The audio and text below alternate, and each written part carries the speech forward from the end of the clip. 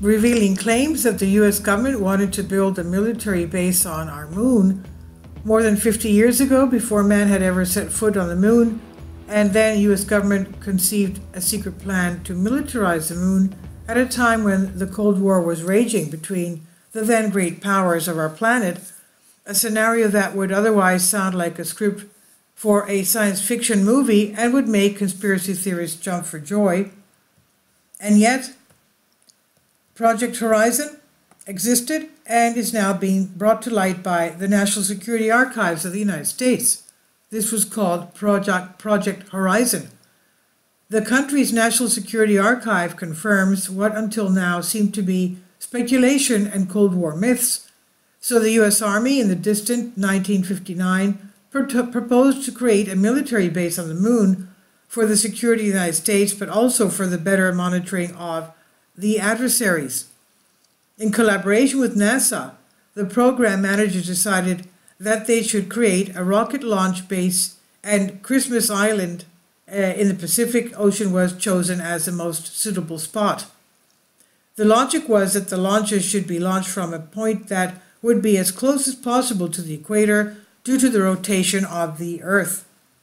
Cape Canaveral was excluded due to secrecy, since it was already known and mapped by the USSR.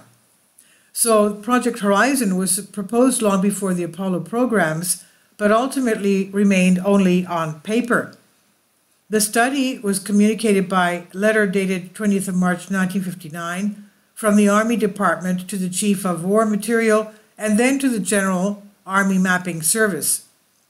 The draft explained that establishing a manned outpost in the lunar environment would establish the United States as leading power in space, as well as provide the basis for further exploration of the lunar surface, as well as capabilities to support other missions. It would also enable space monitoring and control, extend and improve communications, provide a basic laboratory environment, and support space research and development studies. And of course, through satellites, it would make it easier to monitor conversations on Earth. The base would be large enough to include enough equipment for 10 to 20 men as a minimum. It should also be designed for facility expansion while being self-sufficient for as long as possible without external support. And among the ambitious and secret plans was the construction of the small nuclear reactor on the surface of the moon over time. NASA scientists hoped that although they did not have the full technical know-how, they could make a good start with the first construction of the base, and gradually, as they developed their studies, they would equip it even better. Among other things, it's surprising that NASA had designed space shoes for its star soldiers that looked like ice skates, an idea that did not proceed and was not naturally adopted in the Apollo programs. The official version for the non-implementation of the program was financial reasons. Nevertheless, the Americans managed a few years later to send the first man to the moon, and it happened, asteroid redirect mission as well. NASA's plans, however, are enriched and renewed over time, with the latest being announced just 2 weeks ago, and according to plans, the moon will stop rotating alone around our planet, since it will acquire an asteroid for companion, which will essentially become its first satellite. And as published in reports, this was the space rock to follow the moon in its movement, erasing a circular orbit around it, so that a few years later astronauts from Earth could visit it to study it. And the above plan belongs to the US Space Agency, which has been preparing the asteroid redirect mission. And the goal of the mission, of course, was to expect the $2.6 billion to trap a robotic spacecraft, the asteroid passing close to Earth, transferring it to the neighborhood of the moon, where it would remain permanently waiting for astronauts. The transfer of the rock to take place from as visiting astronauts in the next decade. As for the celestial body that will end up on the moon, near the moon, NASA has two alternatives, since it can either capture an entire small asteroid or remove a part of a larger rock. The US agency is expected to decide which of the two solutions is better, adapting to continue the rest of the parameters of the mission in the choice they will make. However, in both scenarios, the rock will not be able to exceed 10 meters in diameter, that's about 30 feet.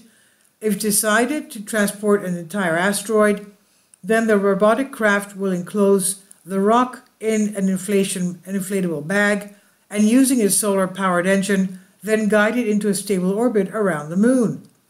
NASA has already identified 7 celestial bodies that appear to be suitable for such a thing.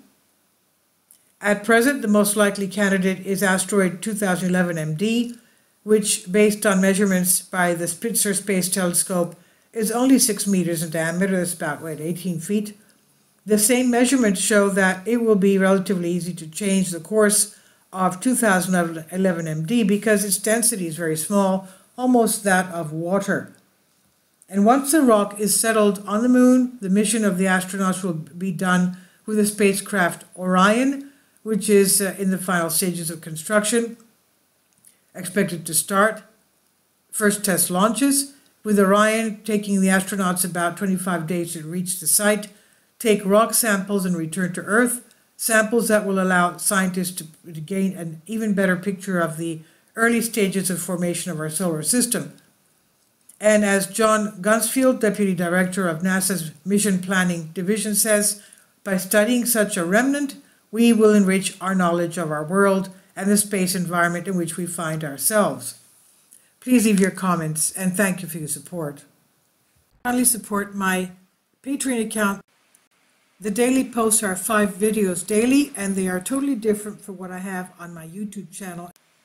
Thank you so much for your support and that you find all my content so interesting. You'll find the Patreon account details in the description box below.